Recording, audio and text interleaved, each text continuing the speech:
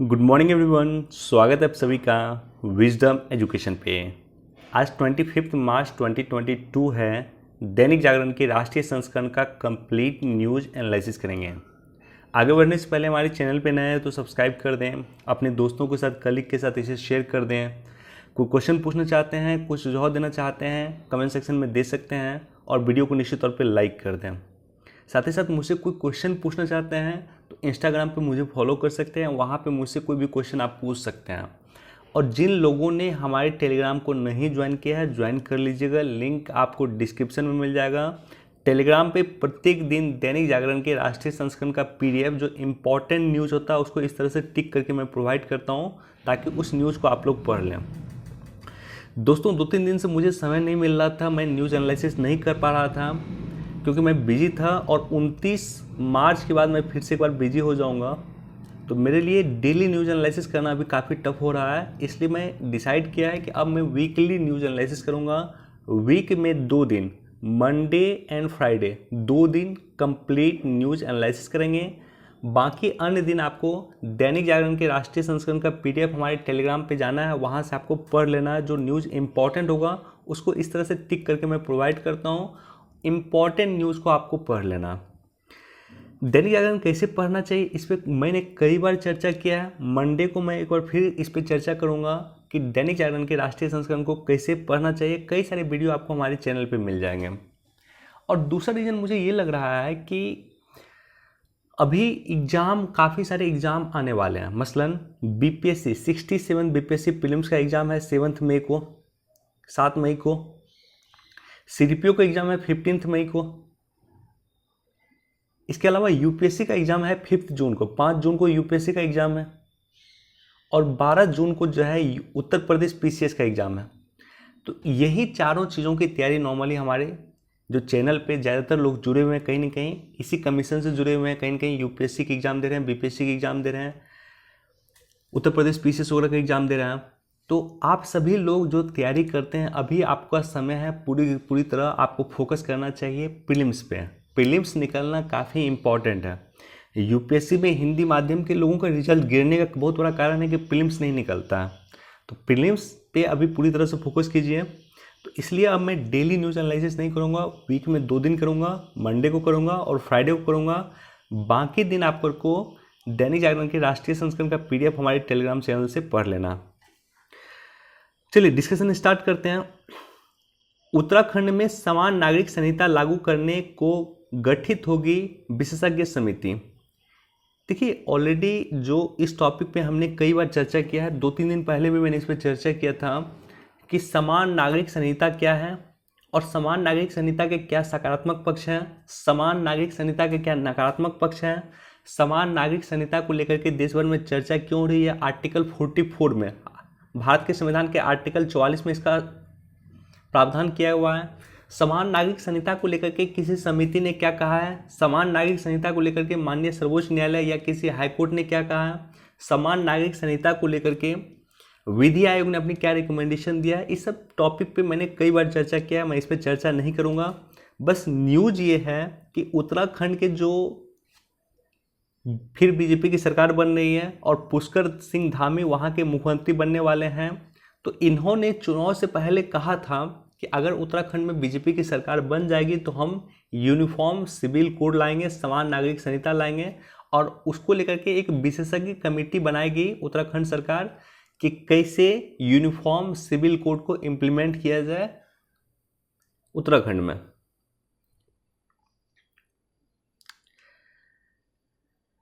हिजाब का परीक्षा से कोई लेना देना नहीं, मामले की सनसनीखेज न बनाया। देखिए ये मैटर चला गया माननीय सर्वोच्च न्यायालय, कर्नाटका उच्च न्यायालय का आपने डिसीजन सुना। कर्नाटका उच्च न्यायालय ने कहा है कि हिजाब जो है इस्लाम का अनिवार्य अंग नहीं है, इस्लाम का एसेंशियल पार्ट नहीं है। तो इसलिए जो कर्नाटका सरकार ने यह डिसीजन लिया था कि हिजाब पहन के आप स्कूल पे नहीं आ सकते हैं, उसको सही ठहराया कहीं ना कहीं कर्नाटका हाई कोर्ट ने। मैटर फिर चला गया सर्वोच्च न्यायालय और सर्वोच्च न्यायालय ने कहा कि हिजाब का परीक्षा से कोई लेना देना नहीं है, इसको सनसनीखेज न बनाएं और साथ ही साथ इस मामले की शीघ्र सुनवाई से इनकार किया है माननीय सर्वोच्च न्यायालय ने, क्योंकि जो पिटिशनर छात्रा थी उन्होंने कहा इसकी शीघ्र सुनवाई कीजिए। माननीय सर्वोच्च न्यायालय ने कहा कि इसकी शीघ्र सुनवाई अभी नहीं होगी। बाकी ये टॉपिक पे कई बार हमने चर्चा किया है।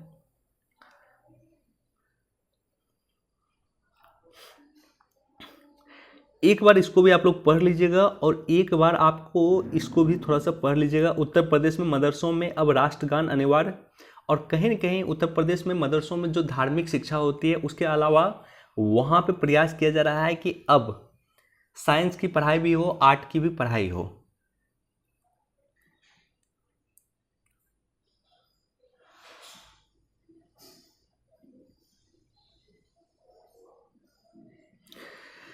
आज होगी चीनी विदेश मंत्री वांग यी और जयशंकर के बीच मुलाकात। देखिए 2-3 दिन में कुछ इंपॉर्टेंट घटनाएं हुई हैं जो मैं चर्चा नहीं कर पाया था आपसे। एक तो ओआईसी का समिट हुआ है, ओआईसी पे मुझे चर्चा करना, नीचे मैं चर्चा कर दूंगा। दूसरा ये हुआ है कि भारत का एक्सपोर्ट $400 बिलियन क्रॉस कर गया। इस फाइनेंशियल ईयर में 2021-22 में भारत का एक्सपोर्ट $400 बिलियन क्रॉस किया है। और जब मैं ये इसकी बात करता हूँ तो ये सिर्फ गुड्स की बात करता हूँ।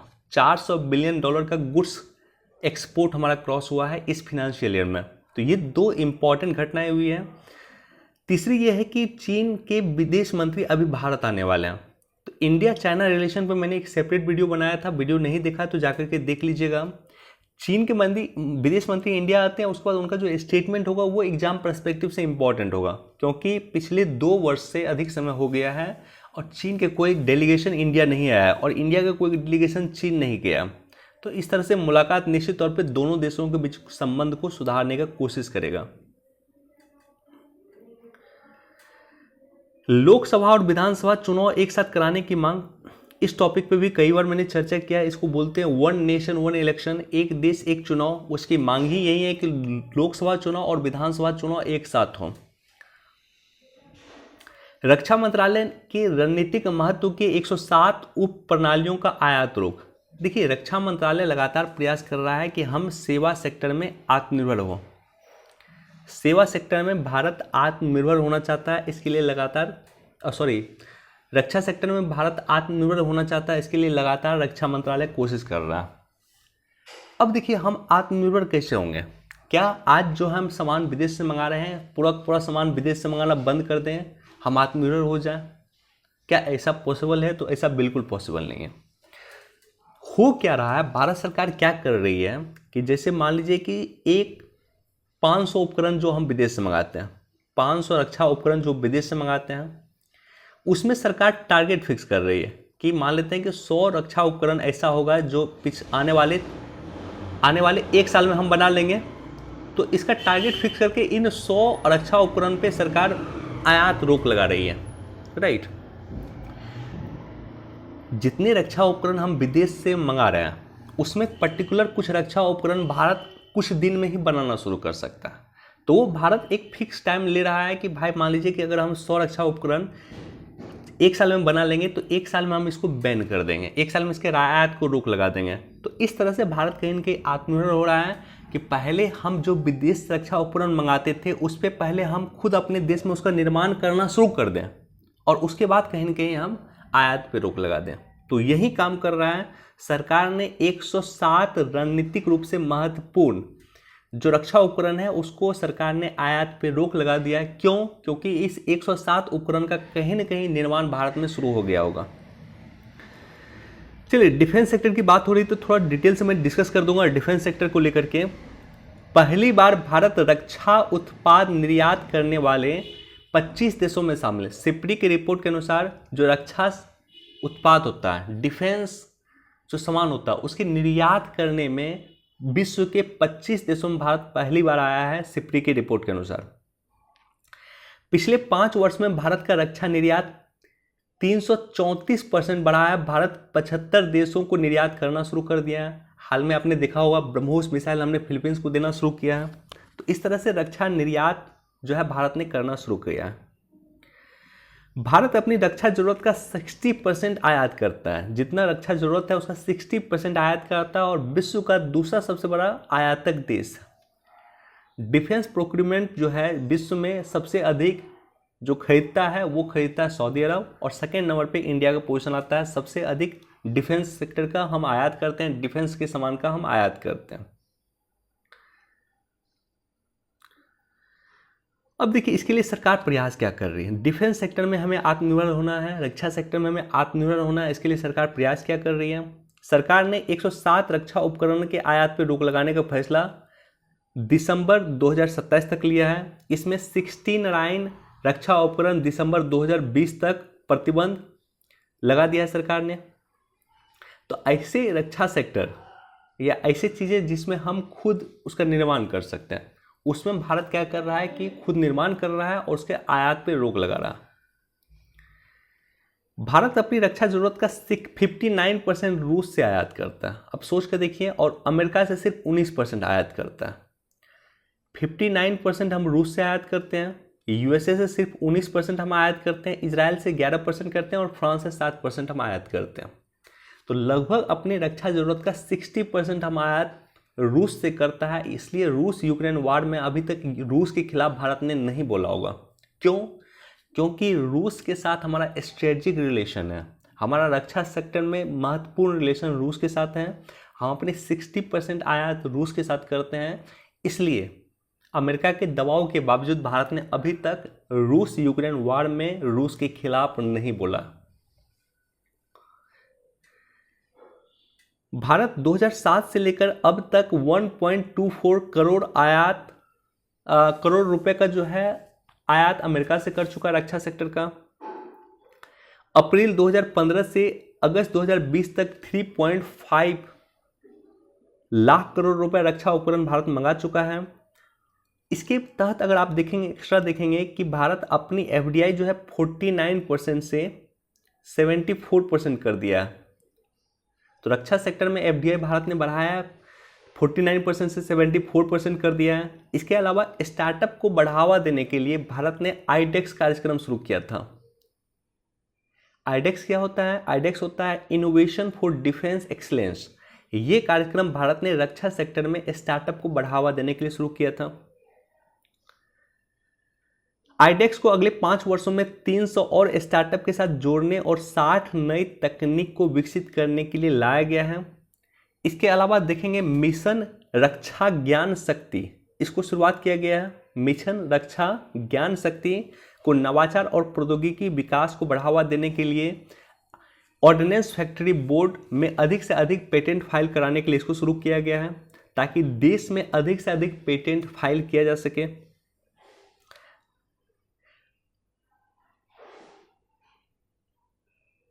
गुजरात के गांधीनगर में रक्षा शक्ति विश्वविद्यालय को राष्ट्रीय महत्व का दर्जा दिया गया है। और क्वेश्चन ऐसे भी पूछता है कि रक्षा शक्ति विश्वविद्यालय कहाँ है, तो गुजरात के गांधीनगर में है।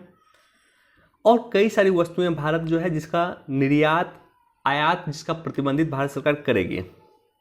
इसके अलावा एक और महत्वपूर्ण फैक्ट याद रखिएगा, डिफेंस कॉरिडोर।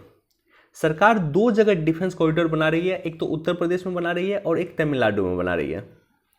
उत्तर प्रदेश में जो डिफेंस कॉरिडोर बन रहा है उसमें 6 शहर शामिल हैं, लखनऊ, कानपुर, आगरा, अलीगढ़, चित्रकूट और झांसी। तो ये 6 शहर शामिल है उत्तर प्रदेश के डिफेंस कॉरिडोर में। और तमिलनाडु में जो हमारा डिफेंस कॉरिडोर बन रहा है उसमें 5 सिटी शामिल है, चेन्नई, होसूर, सलेम, कोयम्बटूर और तिरुचिरापल्ली। तो यहाँ पे डिफेंस कॉरिडोर का सरकार निर्माण कर रहा है ताकि डिफेंस के सेक्टर में भारत आत्मनिर्भर हो। और न सिर्फ भारत आत्मनिर्भर हो, भारत विश्व का सबसे बड़ा निर्यातक में से एक हो। हम डिफेंस का एक्सपोर्ट करना शुरू करें, ये टारगेट हमारा है।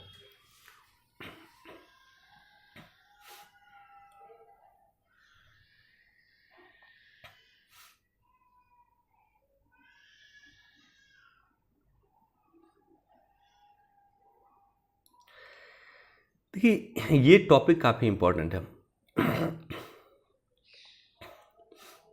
अब सऊदी अरब और कतर से निवेश आएंगे जम्मू कश्मीर। ये टॉपिक इंपॉर्टेंट ये है क्योंकि आर्टिकल 370 के एब्रोगेशन के बाद जम्मू कश्मीर में क्या हो रहा है, जम्मू कश्मीर में सरकार क्या कर रही है, जम्मू कश्मीर में निवेश किस तरह से आ रहा है, किस तरह से आतंकवाद का खात्मा हो रहा है, ये सारे के सारे पॉइंट काफ़ी इंपॉर्टेंट है, एग्जाम पर्सपेक्टिव से इंपॉर्टेंट है। हाल में प्रोग्रेस क्या हुआ है कि जम्मू कश्मीर यानी श्रीनगर से डायरेक्टली दुबई के बीच में जो है प्लेन सेवा शुरू हो गई है। डायरेक्टली एरोप्लेन जाएगी श्रीनगर से यूएई। उसके बाद यूएई अगर आप देखेंगे, यूनाइटेड अरब एमिरेट्स, इन्होंने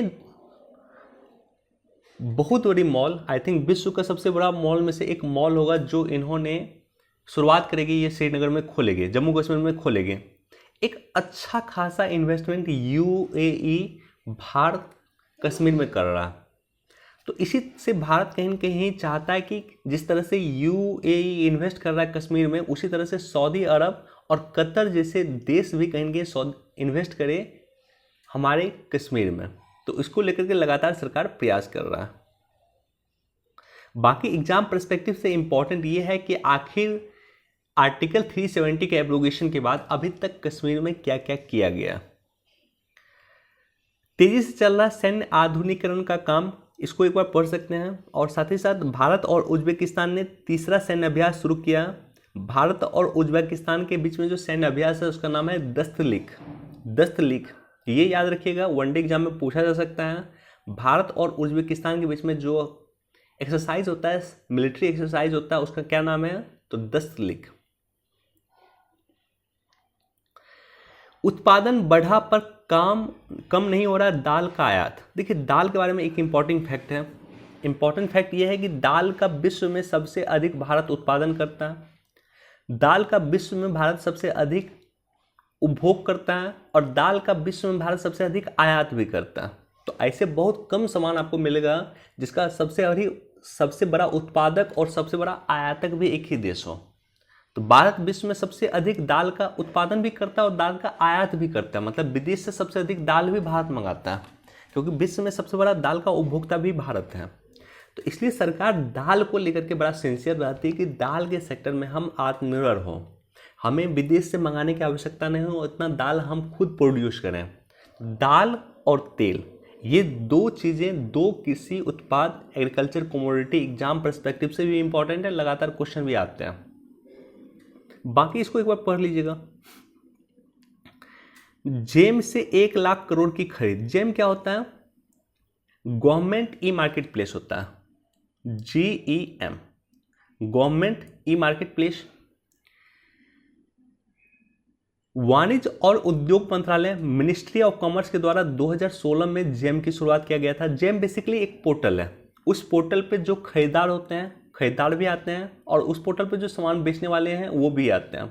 तो जेम की शुरुआत बेसिकली इसलिए किया गया था, जैसे मान लीजिए जो सरकारी कंपनी है कई सारी, या सरकार का मान लीजिए कोई ऑफिस है, तो सरकार का अगर कोई ऑफिस है और सरकार को मान लेते हैं कि 100 कंप्यूटर की आवश्यकता है। मान लीजिए बीपीएससी, सरकार के एक ऑफिस है बीपीएससी को 100 कंप्यूटर की आवश्यकता है। तो ऐसे कंडीशन में 100 कंप्यूटर उसको लेने के लिए क्या करना था? पहले क्या करता था, उसका टेंडर निकालता, और टेंडर निकालने के बाद जो सबसे कम कीमत पे उसको सामान देता, राइट, उससे सामान परचेज कर लेता वो। तो टेंडर निकालना, उसके बाद कंपनी उसमें बीट करेगी, उसके बाद ये लंबा प्रोसेस था। तो सरकार ने कहा है कि ये लंबा प्रोसेस है, अगर बीपीएससी को कंप्यूटर चाहिए तो एक काम कीजिए, जेम पोर्टल पे बीपीएससी जाए और जेम पोर्टल पर देख ले, कंपनी का लिस्ट होगा वहाँ पे, जो कंपनी सस्ता में सामान बेच रही हुई वहाँ से 100 कंप्यूटर वो परचेज कर लें, राइट। तो इसलिए जेम लाया गया है, और खास करके ये हिदायत दी गई है कि गवर्नमेंट कंपनी जितनी भी है वो अपनी खरीदारी जेम पोर्टल से परचेज करेगी, जेम पोर्टल से खरीदेगी। और अच्छी बात यह है कि जेम से अब 1 लाख करोड़ रुपए की खरीदारी जेम पोर्टल से किया जा रहा है।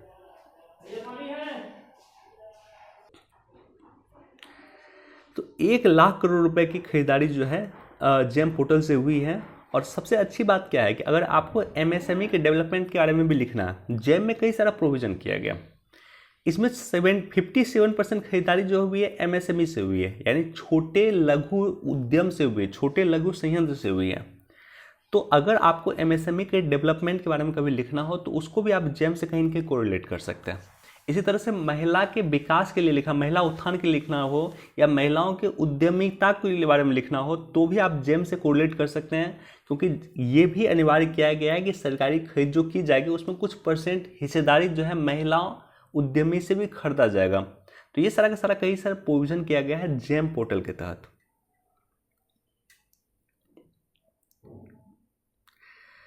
शहरों की दशा सुधारने का समय, टॉपिक इंपॉर्टेंट है, कंटेंट इस पर इंपॉर्टेंट नहीं दिया। ये टॉपिक अपने आप में इंपॉर्टेंट है कि शहरीकरण क्या हो रहा है, शहरीकरण के सुधार के लिए क्या क्या उपाय किया जा सकता है, शहरीकरण देश में क्यों बढ़ा है। देखिए एक डाटा मैं आपको दिखाता हूं। 2001 में जो शहरीकरण थी वो 27.81% था, 27% था, 28% मान लो आप। 2011 में ये 31% हो गया, 2018 में 33.6% हो गया और 2030 में ये 40% हो जाएगा। तो जो शहरीकरण 2001 में हमारा 27% था वो 40% हो जाएगा 2030 में। 2001 में जनगणना में शहर और कस्बों की कुल संख्या 5161 थी, जो 2011 में 7936 हो जाएगी। आप सोच कर देखिए लगभग 3000 के आसपास शहर 2001 से लेकर के 2011 में 3000 के आसपास एक्स्ट्रा शहर बना या कस्बा बना। तो देश में शहरीकरण लगातार बढ़ रहा है। अब यहाँ पे कुछ चर्चा किया हुआ Tier 1 Tier 2 सिटी के बारे में।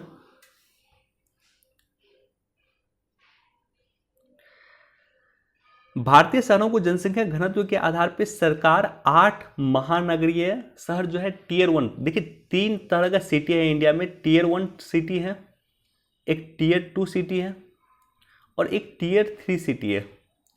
Tier 1 सिटी में महानगर आता है नॉर्मली, और Tier 1 सिटी में 8 सिटी हैं, मुंबई, बेंगलोर, चेन्नई, हैदराबाद, कोलकाता, अहमदाबाद और पुणे। तो ये Tier 1 सिटी है। Tier 2 सिटी में 108 शहर आते हैं, जिसमें पटना वगैरह भी आता है, जयपुर वगैरह भी आता है। उसके बाद रेस्ट जितने भी शहर होते हैं जो छोटे छोटे शहर होते हैं, जैसे मान लीजिए जो छोटा शहर होगा, छोटे छोटे सिटी जो होंगे आपके, जो अपना होम टाउन का सिटी होगा, वो सब Tier 3 सिटी में आएगा। तो Tier 1 Tier 2 Tier 3 सिटी का आधार पर भारत के सिटी को डिवाइड किया गया है। न्यूज़ इसमें बहुत इंपॉर्टेंट इसका एडिटोरियल नहीं है, मैं इसको स्किप कर रहा हूँ, लेकिन इसको आप लोग पढ़ लीजिएगा, क्योंकि इसमें इंपॉर्टेंट कंटेंट नहीं दिया हुआ। टॉपिक इंपॉर्टेंट है लेकिन इसका कंटेंट इंपॉर्टेंट नहीं है।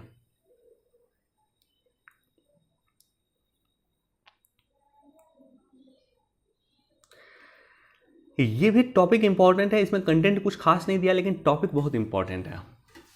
देश में लगातार इस बात की मांग होती है कि मैकाले की शिक्षा नीति को परिवर्तित किया जाए, इसलिए राष्ट्रीय शिक्षा नीति 2020 में भी आया था, तो उसमें भी इसका बात का चर्चा की गई थी कि मैकाले शिक्षा नीति जो आया था वो, आप सोच के देखिए 1835 में मैकाले शिक्षा नीति आया, और 1835 में जो मैकाले शिक्षा नीति आया, जो मैकाले ने इस शिक्षा नीति को बेसिकली बनाया था, कहीं न कहीं भारत में आधुनिक शिक्षा की बेसिकली शुरुआत किया था और भारत की परंपरागत शिक्षा को जो है समाप्त करने का प्रयास किया गया था। आज भी कहीं न कहीं मैकाले शिक्षा नीति का प्रभाव भारत की शिक्षा नीति पर दिखता है। आज भी आप देखते हैं वो लोग इंग्लिश बोलता है या इंग्लिश को कहीं न कहीं स्टेटस से कोरिलेट किया जाता है। तो ये सारे की सारी जो चीज़ें थी वो मैकाले की शिक्षा नीति में थी, इसलिए आज मांग होती है। जैसे जापान को आप देख लीजिए, जापान बहुत डेवलप देश है, विश्व का तीसरा सबसे अधिक GDP के आधार पर देखेंगे तो विश्व का तीसरा नंबर पे आता है देश। क्या जापान में इंग्लिश बोली जाती है? नहीं। चीन विश्व का दूसरा सेकेंड पावरफुल देश है, सेकेंड GDP में सेकेंड नंबर पे आता है, क्या वहाँ इंग्लिश बोली जाती है? नहीं। तो भारत में इंग्लिश क्यों बोली जाती है? तो ये बेसिकली मैकाले की ही देन थी। मैकाले ने कहा था कि हम जो है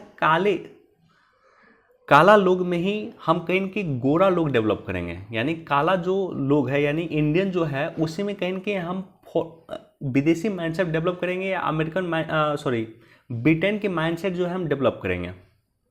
तो ये कहीं न कहीं मैकाले ने कहा था और मैकाले ने इसको चरितार्थ किया था बेसिकली। तो आवश्यकता इस बात की है कि अब हमें मैकाले शिक्षा नीति से दूर हट करके भारत की परंपरागत शिक्षा नीति या भारतीय शिक्षा नीति पे फोकस करना चाहिए, और वही स्टेटमेंट भारत के उपराष्ट्रपति ने बेसिकली दिया है। मैकाले का एक बहुत फेमस कोटेशन है, बड़ा फेमस कोटेशन है कि अब सोचिए भारत की शिक्षा नीति को या भारत को किस तरह से उन्होंने डिफाइन किया था। उन्होंने कहा था कि भारत की जितने भी किताबें हैं, भारत की और अरब वर्ल्ड की सारी किताबों को मिला करके उतना ज्ञान नहीं होगा जितना ज्ञान ब्रिटेन की एक लाइब्रेरी की किताब में होगा। अब सोच कर देखिए, ब्रिटेन की एक लाइब्रेरी की किताब में जो ज्ञान उपलब्ध है वो भारत और अरब की सारी किताबों में नहीं है। तो ये कह करके उन्होंने भारत की जो परंपरागत शिक्षा चल रही थी उसको कहीं कहीं डिवाइन किया था, उसको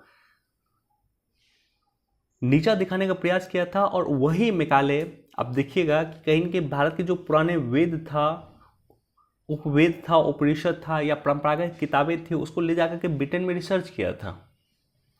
तो ये बहुत बड़ा डायकोटमी है।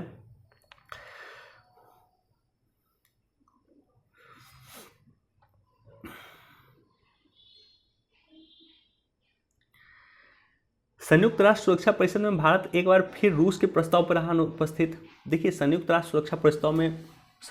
सुरक्षा परिषद में बेसिकली एक प्रस्ताव लाया था, जो प्रस्ताव अमेरिका लाया था। तो अमेरिका जो प्रस्ताव लाया था उस समय में भारत वोटिंग से बाहर रहा, और कल जो है संयुक्त राष्ट्र सुरक्षा परिषद में रूस के द्वारा जो प्रस्ताव लाया गया उससे भी भारत वोटिंग से बाहर रहा। युद्ध में सीधे दखल नहीं देगा नाटो। देखिए, ये बड़ा अजीब संयोग है। यूक्रेन जिस नाटो के बदौलत रूस से भिड़ गया, यूक्रेन को पता है कि वो कभी रूस से नहीं जीत सकता। तो जिस देश को पता है कि हम रूस से नहीं जीत सकते हैं, लेकिन यूक्रेन फिर भी रूस से भिड़ गया, रूस से लड़ना शुरू कर दिया। पीछे किसका हाथ था? पीछे नाटो का हाथ था। तो यूक्रेन लगातार ये सोच रहा था, या यूक्रेन के प्रधानमंत्री या राष्ट्रपति का ये सोचना था कि अगर हम रूस से लड़ना शुरू करेंगे तो नाटो मेरी आकर मदद करेगी। तो ये याद रखना चाहिए हमें भी कि विश्व में कोई भी देश, दो देश लड़ाई होता तो तीसरा देश उसका आकर मदद नहीं करता।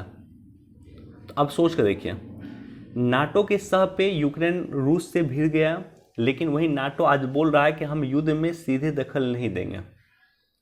और रूस चाहता क्या है? रूस तो सिंपल ये चाहता है कि नाटो में शामिल ना हो यूक्रेन।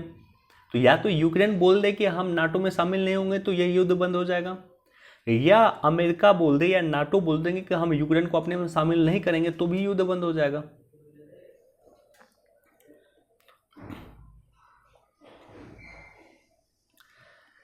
संन्यास पे बाटी ने कहा कि मुझे खेद नहीं।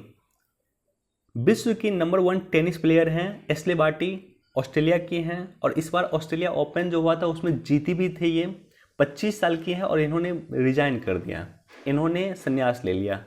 तो बहुत ही दुखद घटना है, लेकिन याद रखिएगा एशले बार्टी का नाम टेनिस जगत में बहुत महत्वपूर्ण है नाम इनका, और विश्व के नंबर 1 टेनिस खिलाड़ी हैं, और इन्होंने फाइनली संन्यास ले लिया है 25 साल की उम्र में। चलिए, इतना ही न्यूज़ था। वीडियो देखने के लिए आप सभी का धन्यवाद। Thank you so much. Please do like, share and subscribe. फिर मंडे को मिलते हैं।